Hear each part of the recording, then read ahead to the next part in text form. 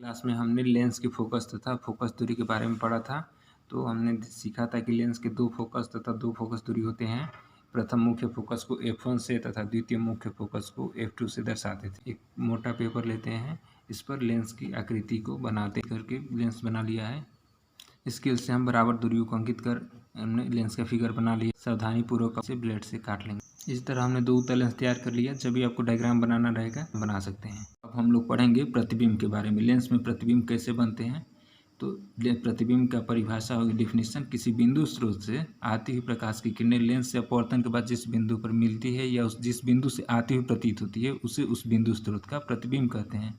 इस परिभाषा में वास्तविक और काल्पनिक दोनों परिभाषा मिली हुई है, समझ गए।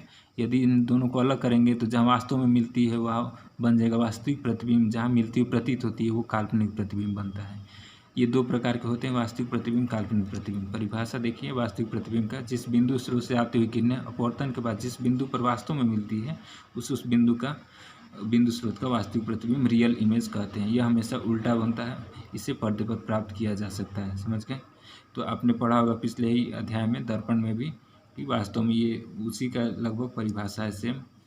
काल्पनिक प्रतिबिंब, जिस बिंदु स्रोत से आती हुई किरणें अपवर्तन के बाद जिस बिंदु से आती हुई प्रतीत होती है काल्पनिक के लिए उसे उस बिंदु स्रोत का काल्पनिक प्रतिबिंब कहते हैं। आपने पढ़ा था काल्पनिक प्रतिबिंब हमेशा सीधा बनता है, इसे पर्दे पर प्राप्त नहीं किया जा सकता। हमेशा पर्दे पर वही प्रतिबिंब प्राप्त होगा जो उल्टा बनता है। वो है लेंस के लिए किरण आरेखों की बनावट। जिस प्रकार हमने दर्पण में किरण आरेखों की बनावट पढ़ी थी उसी प्रकार लेंस में भी किरण आरेखों की बनावट पढ़नी है। तो हर एक लेंस में जो उसका मध्य बिंदु होता है उसे हम क्या बोलते हैं, प्रकाशीय केंद्र बोलते हैं। लेंस के बीचों बीच प्रकाश केंद्र O की दिशा में आपतित किरण लेंस से अपवर्तन के बाद बिना विचलित हुए सीधे निकल जाती है। जो लेंस इस प्रकाश केंद्र की दिशा में आएगी वो थोड़ा भी अपवर्तित नहीं होगी, मुड़ेगी नहीं, सीधे ही निकल जाएगी, समझ गए। ये उत्तल लेंस के लिए है, ये अवतल लेंस के लिए। आप नाम लिख देंगे दोनों में। उसी तरह दूसरा है उत्तल लेंस के मुख्य अक्ष के समानांतर आने वाली लेंस से अपवर्तन के बाद मुख्य फोकस से होकर गुजरती है। आप देख सकते हैं ये उत्तल लेंस है, मुख्य अक्ष है, मुख्य अक्ष के समानांतर बाईं तरफ से किरण आ रही है। अपवर्तन के बाद आपने पढ़ा था कि मुख्य अक्ष के जो समानांतर आएगी वो मुख्य फोकस से होकर गुजरेगी। उत्तल लेंस का मुख्य फोकस द्वितीय मुख्य फोकस f2 दाएं होता है और प्रथम मुख्य फोकस बाएं होता है। तो चूँकि किरणें हमेशा हम डायग्राम बनाने के लिए किरणों को हमेशा बाएं तरफ से लेंस पर भेजते हैं, ठीक है। तो उस स्थिति में प्रतिबिंब f2 पर करता है द्वितीय मुख्य फोकस पर।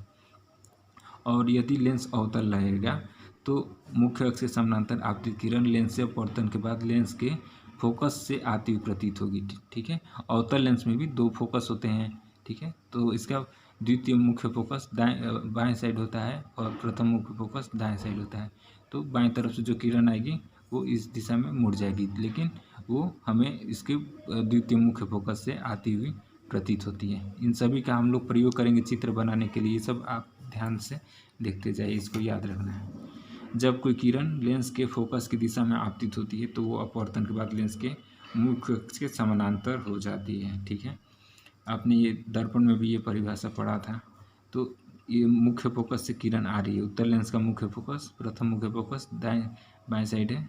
तो जो मुख्य फोकस से आएगी किरण वो फिर लेंस से अपवर्तन के बाद वो मुख्य अक्ष के समानांतर हो जाती है। उसी तरह अवतल लेंस में जो किरण आएगी वो मुख्य फोकस के दिशा में आपतित होगी तो वो समानांतर निकल जाएगी।